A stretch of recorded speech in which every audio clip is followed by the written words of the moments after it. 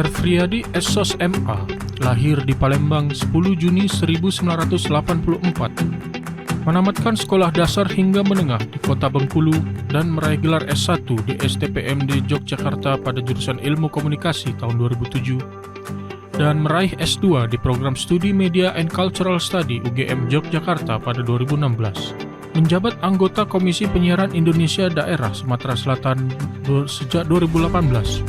Kini, Herfriadi telah menjadi Ketua Komisi Penyiaran Indonesia Daerah KPID Sumatera Selatan. Seperti apa perjalanan karir dan kehidupan Herfriadi Essos MA sebagai Ketua KPID Sumsel? Inilah Bukan Basa-Basi. Pemirsa, dunia komunikasi tentunya saat ini banyak digemari orang karena pasca dari menimba ilmu di dunia komunikasi itu banyak sekali lapangan kerja dan beberapa tempat yang sangat-sangat luas untuk menyerap keilmuan ini. Salah satunya adalah media. Media tentu membutuhkan orang-orang yang memahami ilmu komunikasi. Kita hari ini akan berbincang-bincang dengan salah seorang yang dahulunya beliau menggeluti duduk di bangku kuliah ilmu komunikasi dan akhirnya di usia yang masih muda ini dia terpilih menjadi Ketua KPID, Komisi Penyiaran Indonesia Daerah. Dia adalah Herfriadi Essos MA dan kita akan menggali lebih jauh bagaimana media penyiaran dan bagaimana juga dia ini menuju hingga saat ini tentunya di Bukan Basa-Basi. Mari kita jumpai beliau. Halo, Assalamualaikum. Waalaikumsalam. Bung Adi. Nah, saya panggil Bung Adi karena masih muda. Ya. Kalau udah masih muda, benar nggak saya bilang tadi komunikasi? Gitu ya? Komunikasi. Ya, dulu backgroundnya komunikasi. Komunikasi. Saya pernah dengar dulu, kalau tidak salah baca, justru skripsinya tentang KPI. Nah, tentang KPI. sekarang Ketua KPI. KPI. Luar biasa. Apakah chemistry dulu itu sampai sekarang tuh sudah terbayang bahkan masuk ke dunia KPI ini? Iya, sebenarnya memang karena saya kajiannya di kajian di media, jadi memang waktu itu tertarik. KPI masih baru, 2006 itu masih ketuanya Pak Victor Manayang, karena dulu banyak diinisiasi oleh Jakarta kan, UI gitu, Indonesia. Saya tertarik untuk itu. Nah, waktu itu disetujui skripsi, saya risetlah ke KPI Pusat. Nah, dari situ tertarik, sudah mau daftar, ternyata waktu itu memang persoalan umur. Nah, umur dibatasi, jadi tidak boleh mencalonkan dulu gitu pada waktu itu kan. Zaman di Jogja memang sudah mengikuti juga waktu zaman kuliah di Jogja, mengikuti juga perkembangan KPI di Yogyakarta seperti apa gitu ya, waktu itu Ki Gunawan ketuanya. Jadi memang KPI ini ya sudah dari dulu sudah apa ya? Menarik ya. Sudah menarik bagi saya begitu ya, karena ada ya kebetulan memang kajian saya di media, kemudian kegiatan banyak soal literasi media juga, akhirnya ya masuk di sini dan dipercaya oleh DPR gitu ya, hasil pemilihan melalui pertes dan duduk, dan hari ini periode kedua ini dipercaya untuk menjadi ketua. Iya. Gitu. Jadi memang dari dulu dari mahasiswa sudah tertarik, sambil kita jalan dikit, tertarik untuk bidang komunikasi terutama di KPI ya. KPI. Jadi masuk situ karena minat ya. Minat. Bukan karena banyak lokak bukan. Lokak di lain banyak. Nah, jadi keseharian sekarang sebagai ketua KPID apa saja yang sekarang digeluti sebagai sekarang ini? Iya, saya memang masih tetap aktif di organisasi-organisasi kajian media di nasional. Kemudian rutinitas di KPI kami hari ini memang sedang fokus mengawasi radio, karena kalau TV kan kita sudah ada alat monitoringnya. Jadi itu diawasi 24 jam, ini lagi ke radio, jadi dalam 2 bulan ini, Agustus sampai akhir September kita akan mencatat radio di Kota Palembang ini, nanti kita akan review, kita sampaikan juga ke media seperti apa, karena memang ini apalagi menjelang tahun politik 2024, jadi memang cukup rawan begitu ya, jadi media ini takutnya nanti ada sesuatu yang memang keberpihakan macam-macam. Maka dari hari ini kita sudah mulai antisipasi, mengingatkan kepada lembaga penyiaran untuk bahwa kita ini adalah lembaga independen yang tidak bisa diintervensi oleh siapapun, karena punya tanggung jawab sosial gitu ya, karena media adalah kontrol sosial, maka ya harus bertanggung jawab mengenai informasi yang memang benar-benar objektif begitu. Oke. Jadi netralitas itu diutamakan, Ya. independensi tetap Independensi juga prioritas. Media itu namanya. Jadi mengawasi media audio video berarti Audio, video, televisi dan juga Radio yang mengawasi frekuensi. Frekuensi. Yang memiliki frekuensi. Ya, ini soal ngawas-mengawas. Nah, kalau ngawas-mengawas dengan dasar undang-undang dan dasar ini, sejauh ini ada nggak yang memang kena sentilan keras dari KPI? Untuk Sumsel ya saya bicaranya. Untuk Sumsel KPI kemarin tahun 2021 ya, 2021 atau 20 itu ada 6 stasiun TV yang kita panggil. Sebetulnya ringan ya kasusnya, karena memang untuk TV lokal ini sudah sadar. Sudah sadar dengan pedoman perilaku penyiaran dan P3SP standar program siaran. Jadi P3SPS-nya mereka sudah paham. Jadi untuk TV lokal ini saya rasa memang tidak begitu banyak. Paling persoalan teknis, misalkan rokok, asapnya keluar, itu editornya mungkin lupa. Mengeblurkan ya. Harusnya diblurkan. Kemudian kadang ada darah juga kecelakaan, kadang mungkin tidak diblur. Ya, tidak diblur, itu kan harusnya tidak boleh ditayangkan kan itu. Jadi kalau untuk soal politik, saya pikir media-media di kita masih normatif lah ya, memang masih objektif.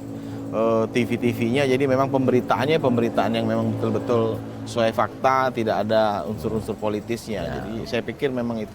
Cuman hiburannya yang memang kita mungkin akan, tahun ini November kita akan ada peningkatan SDM, karena KPI ini punya tanggung jawab untuk peningkatan SDM di lembaga penyiaran. Jadi kita nanti akan ada workshop mungkin di Oktober November nanti. Iya, jadi fungsi pengawasan tetap dilakukan.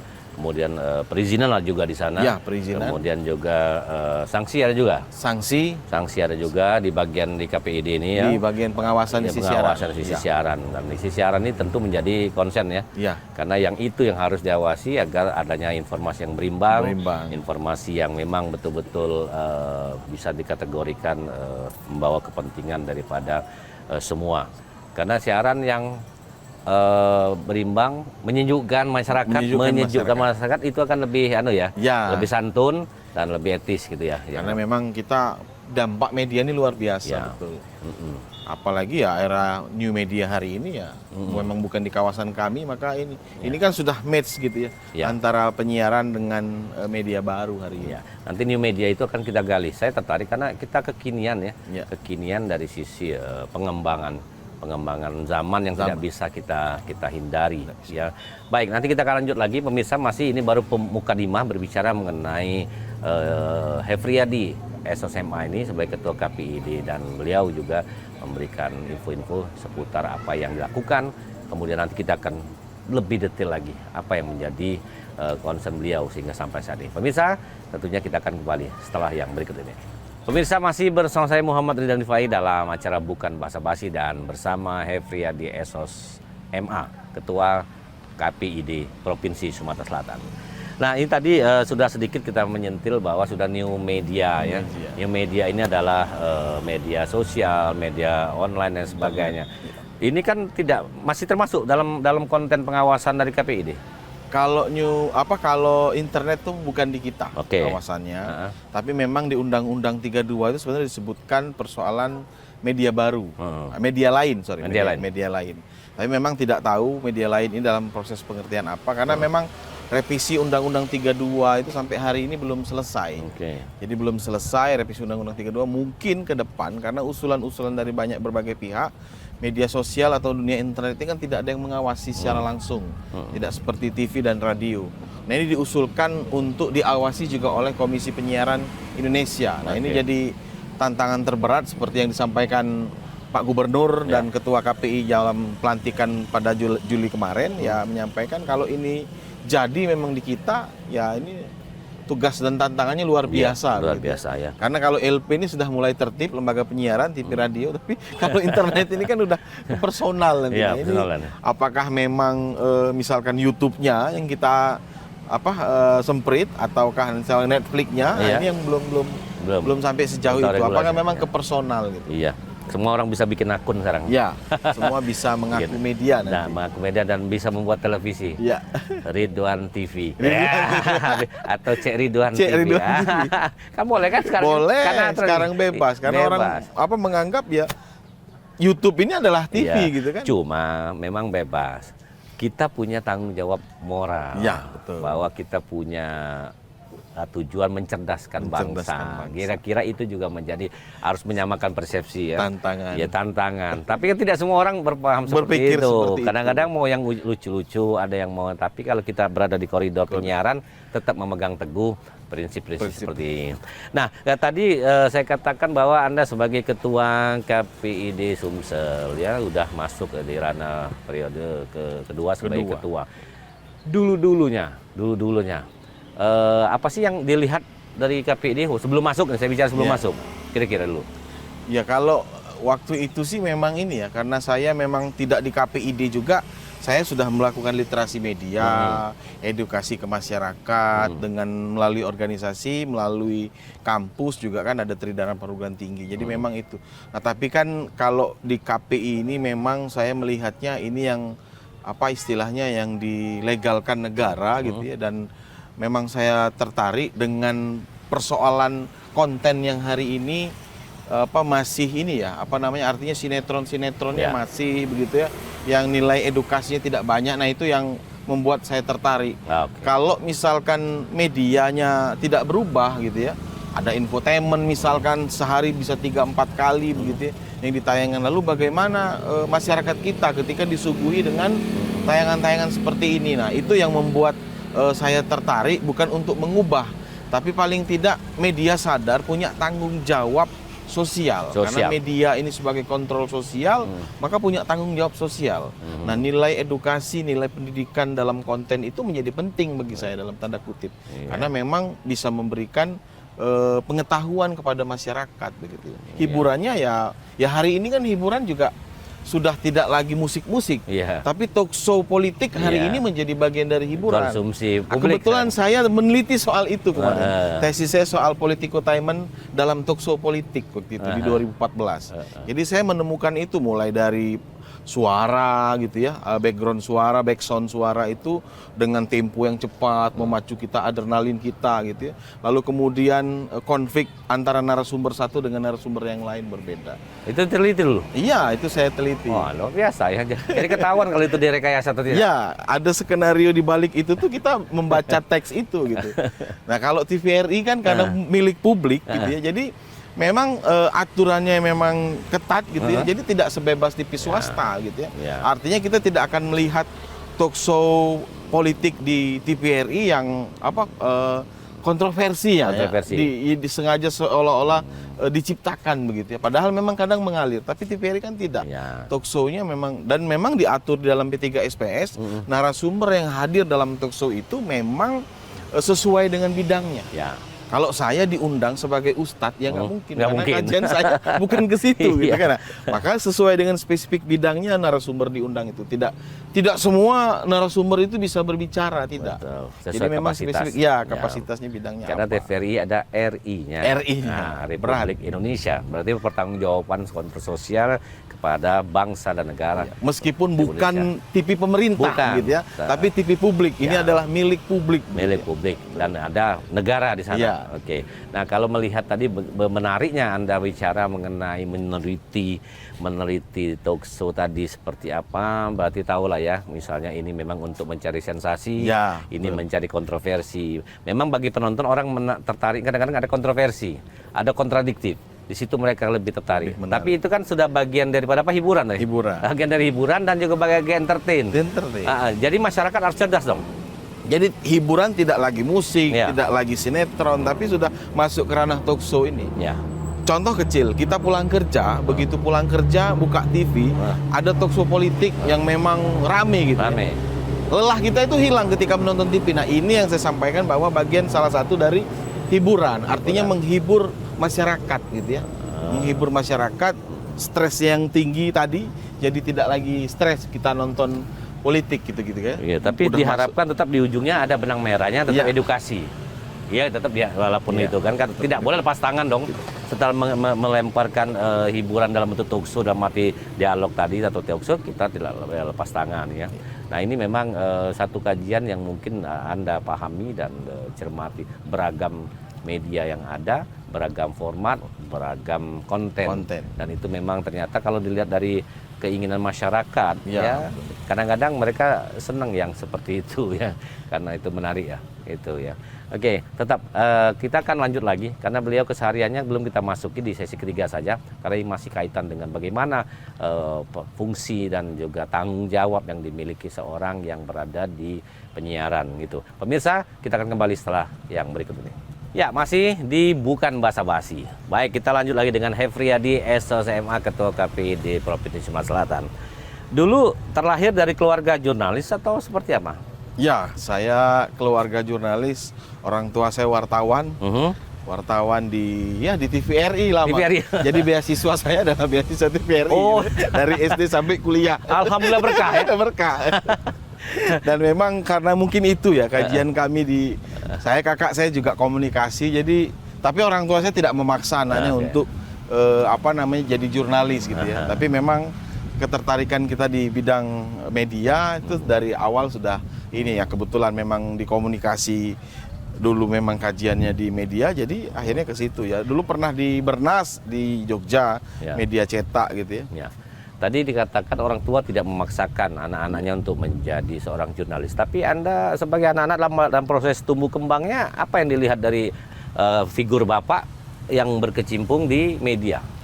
Ya, saya melihat sosok orang tua saya itu memang tanggung jawab jurnalis itu tantangannya luar biasa menurut saya gitu ya, karena beliau itu tidak memberikan ini loh pekerjaan kami, tapi kami sering diajak begitu ya, diajak itu menarik sekali gitu ya dunia jurnalis ini gitu ya.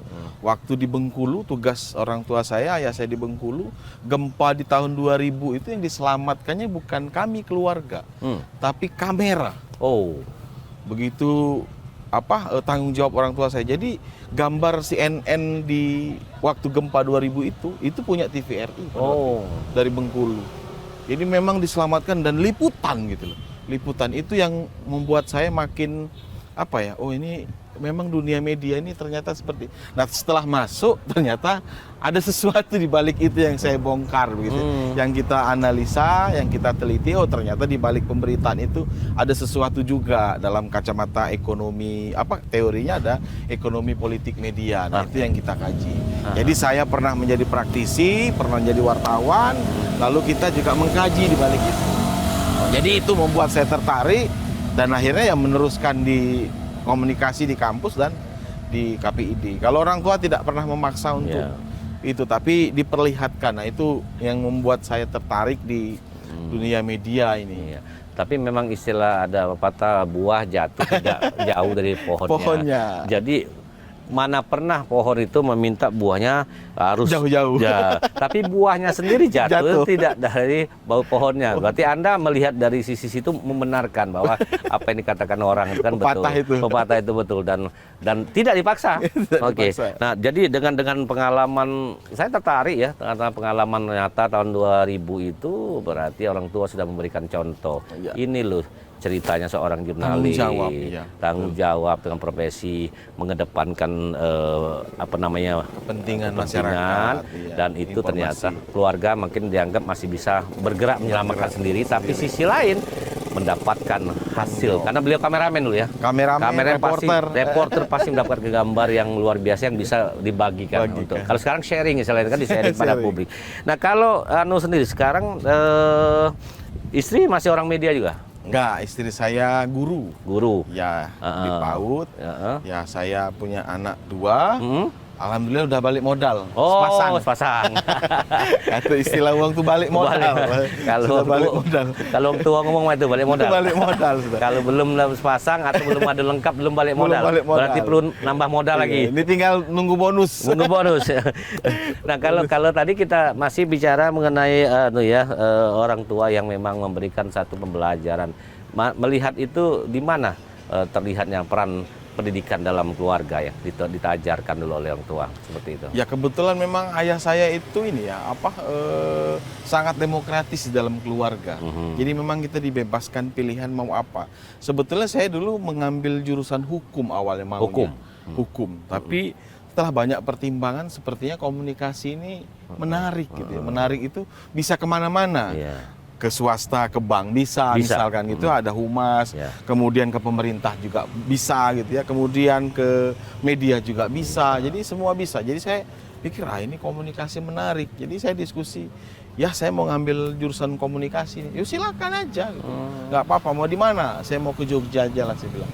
Karena kakak saya 2 sudah di Jogja semua, akhirnya saya nyusul ke Jogja juga. Selesai. Iya, jadi di situ sebetulnya komunikasi keluarga ya, membentuk kita diberi keleluasaan berpikir, kemudian berpikir, menganalisa, menentukan. Luar biasa, demokratis ya. Iya, jadi ya kita mencintai gitu ya. Saya mencintai pekerjaan saya, makanya saya kemarin mengatakan nggak usah komersil, saya tidak mau bukan ini ya, bukan kita tidak mau dibayar, artinya saya diundang kepala desa pun datang untuk ngisi literasi media, mau datang. Nggak usah pikir macam-macam saya datang, duduk ada masanya, ayo sama-sama. Itu karena satu memang mencintai pekerjaan, kedua tanggung jawab pekerjaan. Jadi memang ya mungkin pengaruh orang tua itu luar biasa, pengaruh keluarga itu bagaimana bertanggung jawab soal pekerjaan gitu ya. Jadi memang ya di keluarga tetap juga nomor 1 kan, tetapi pekerjaan juga di luar itu ya tanggung jawabnya jadi luar biasa. Nah itu mungkin yang menempah saya begitu ya, dan saudara-saudara saya juga gitu ya, 2 kakak saya yang memang akhirnya kita ini, yang satu memang tidak di media ya, tidak di komunikasi ya, di olahraga. Kalau yang tua kebetulan ya sama-sama kami jadi Umar Bakri kami. Jadi dengan istilah cintailah pekerjaan Anda, di balik pekerjaan ada tanggung jawab di sana. Kalau dua-dua variabel itu dipakai, insya Allah dalam melakukan aktivitas pekerjaan ada nilai ibadahnya juga di situ ya. Dan itu apakah kalau dilihat sekarang dengan kondisi real sekarang ini, melihat dengan perkembangan media yang begitu cepat ini, apakah memang tetap selaras kan dengan apa yang diajarkan dulu kan? Ya, selaras. Maka saya dengan mahasiswa saya juga yang banyak jurnalis hari ini yang menekankan, pokoknya saya bilang kalau mau kaya nggak usah jadi jurnalis, ya kan? Jadi niatnya adalah bukan niat mencari nilai ekonominya kira-kira. Kalau mau kaya jadi pedagang. Kalau mau kaya jadi pengusaha. Nah, jelas halal hasilnya. Iya, bisnis ya. Artinya saya bilang jangan bicara komersialisasi dalam profesi wartawan, tapi kita punya tanggung jawab gitu ya. Tanggung jawab untuk memberikan informasi kepada publik, kepada masyarakat. Itu tugas kita. Jadi tidak usah mikir dulu yang macam-macam. Kalau enggak, cari usaha sampingan untuk mendapatkan income. Nah, itu saya tekankan ke mahasiswa saya, supaya memang nanti ke depan ya betul-betul profesional bekerjanya. Jadi memang tidak melihat, akhirnya kan jadi melihat sesuatu yang berbeda itu, melihat uang amplop segala macam. Nah itu saya bilang hilangkan jauh-jauh. Jangan terkontaminasi dengan amplop. Tapi isinya boleh. Isinya boleh. Amplopnya jangan. Just kidding. Karena kita hidup di dunia yang seperti ini, memang saya lebih mengedepankan bagaimana profesional wartawan, jurnalis itu punya peran dan tanggung jawab yang maksimal untuk kepentingan publik ya. Baik, mungkin satu kata yang bisa bikin terngiang-ngiang untuk yang menonton kita, yang bisa membuat Anda menjadi seperti ini, atau akan ke depan apa? Satu kata. Kalau bahasa dulu kan mutiara, sekarang nggak mutiara lagi, tapi satu kata yang punya kalau nilai. Saya simple sih, cintailah pekerjaan. Nah, cintailah pekerjaan, maka semua akan masuk ke situ. Keikhlasan ada, ketulusan ada dalam itu sudah. Kalau sudah mencintai pekerjaan, insya Allah kalau rezeki itu sudah urusan Allah gitu ya. Jadi pasrahkan saja, tapi kita sudah berusaha bertanggung jawab dengan pekerjaan. Kalau sudah cinta, bertanggung jawab pasti. Iya. Kalau saya lebih milih itu ya, saya sependapat. Baik, Efriadi, terima kasih ya. Siap. Baik, dan pemirsa, memang garis benang merah ini seorang Efriadi yang kita simak dialognya tadi, bahwa concern dengan dunia komunikasi dan media yang membawa dia punya peran dan tanggung jawab, karena memang backgroundnya adalah tetap di lingkungan jurnalis, dan ini membawa mudah-mudahan membawa manfaat bagi semua orang. Bagaimanapun juga, cintai pekerjaan Anda dan bertanggung jawab. Itu saja. Baik, terima kasih pemirsa. Inilah jumpa kita dalam acara Bukan Basa-Basi. Mudah-mudahan bermanfaat. Yang singkat, jelas, padat dengan Hefriyadi, SSMA, Ketua Komisi Penyiaran Indonesia Daerah Provinsi Sumatera Selatan. Saya Muhammad Ridwan Rifai. Terima kasih. Sampai jumpa.